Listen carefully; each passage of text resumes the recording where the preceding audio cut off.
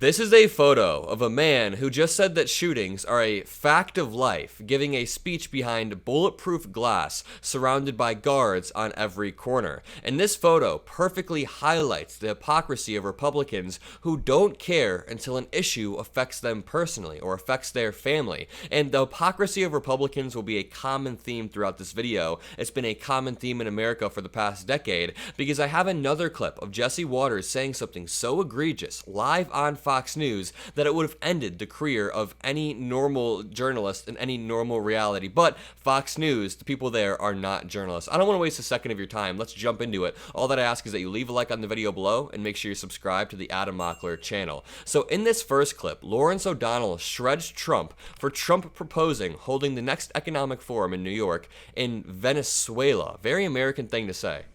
Caracas, Venezuela has almost no crime. Next year, I'm going to suggest that the Economic Club hold its meeting in Caracas because we'll be safer than we are in our country if they win.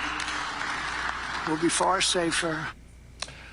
Now just think about how stupid you have to be to say that.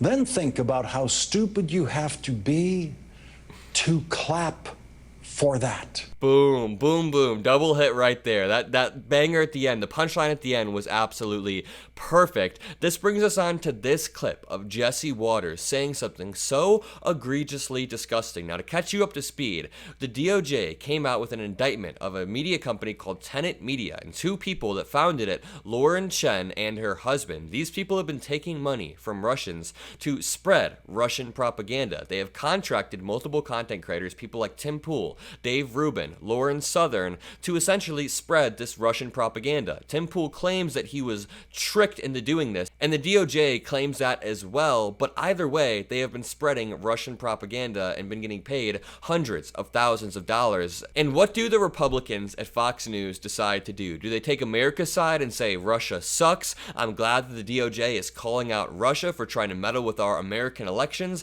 We love freedom. No, they say that they're going to take Russia's side. Just take a look at this clip. Okay. I think that Vladimir Putin wants the guy who stood next to him in Helsinki and says, oh, he didn't do anything. He told me we were just meeting, and he said he didn't interfere in the election at all, even though our own Department of Justice had found that he did.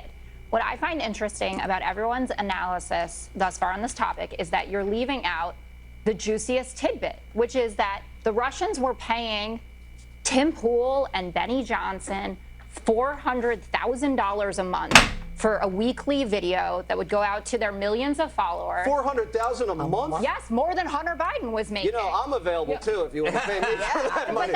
We know you're available, Jesse Waters. I'd be surprised if he isn't already shilling for Russia. I mean, he shills for Trump like Trump owns him in some way. That's true. You make a joke out of it, and they have denied that they knew that it was coming from a Russian in that way, but they were getting. Where did you get that info? Because I thought it was going through. I thought it was going through Lauren Chen. Wasn't it her company? Well, and that it's it was that done, Tennessee-based company. And that they hired him as to do something. And well, then they've been doing videos, and these kinds of talking points have been showing up in those videos. You know, Jesse Waters tried to make a joke out of this, and that actually pisses me off more than it did originally, because this is somebody who will run defense while Donald Trump tries to speed run our beautiful liberal democracy into a dictatorship by subverting the will of the American people, by trying to place fake slates of electors in key swing states, pressuring election officials. Donald Trump is inherently anti-democratic, and now this whole MAGA sphere that he's created below him, of course these people are also going to be taking money from an authoritarian dictator and trying to spread that within America. Sow distrust in our institutions, spread misogyny, hate, racism, anti-Semitism, Islamophobia, all of this with the end goal of dividing American people, and Tim Pool has been helping, and then Jesse Waters jokes about it. Jesse Waters can't even come out and say, hey, maybe we shouldn't help Russia interfere with elections. He says that we should help them. You mean like talking points like inflation's high? No, like talking about. You mean like DEI is bad? Yeah, that, or like that definitely Russian. Let Russia have Ukraine. It sows discord, which is the point. So he's saying that Russian propaganda is fine because their talking points are that inflation is high or that DEI is bad. And again, that kind of just goes back to what I just said. They're trying to spread racism. They're trying to spread all of these divisive techniques. And right here is a clip from about a week ago where Jesse Waters makes a joke about VP Harris getting taken advantage of sexually. It's absolutely disgusting, but this is what gets platformed on Fox News. This is being injected into the homes of millions of Americans who trust Jesse Waters. His most impact. You have a lot of room to maneuver there as commander-in-chief. We don't know who she is. We don't know what she believes. She's going to get paralyzed in the Situation Room while the generals have their way with her. Right now, Jesse Waters. Jesse, I don't like that. Figurative. Even people on Fox News say take it back. You know when the vile ghouls on Fox News tell Jesse Waters to take it back, that it was bad. And people in my comments were trying to argue and say that he wasn't making a sexual innuendo, but he absolutely was. He said that she'll be paralyzed while generals have their way with her. If you can't read between, you don't even have to read between the lines there. He just said it outright. People in my comments were trying to say that I was going crazy. This is a clip of Marco Rubio downplaying the Russian interference even more, and it makes me so mad because these people also wrap themselves in the flag and pretend to be patriots when they are the opposite.